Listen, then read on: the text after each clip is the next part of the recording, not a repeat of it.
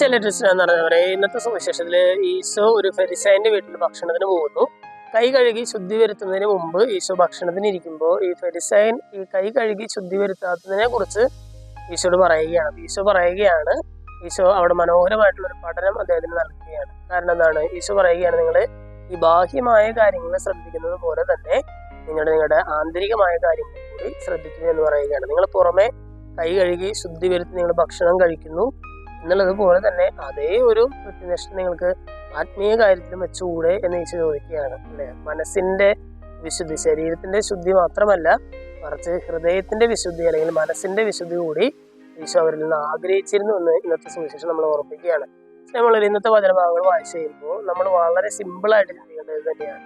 എൻ്റെ ശരീരത്തിന്റെ വിശുദ്ധിക്ക് ഞാൻ കൊടുക്കുന്ന പ്രാധാന്യം, അതേ ഒരു പ്രാധാന്യം എൻ്റെ ഹൃദയത്തിന്റെ വിശുദ്ധിക്ക് ഞാൻ കൊടുക്കുന്നുണ്ട്.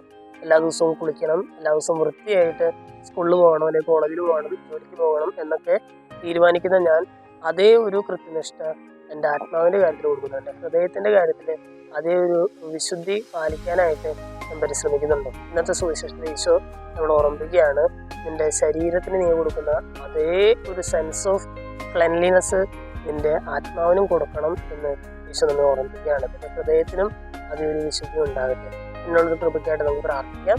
ദൈവം നമ്മെല്ലാവരെയും സമൃദ്ധമായിട്ട്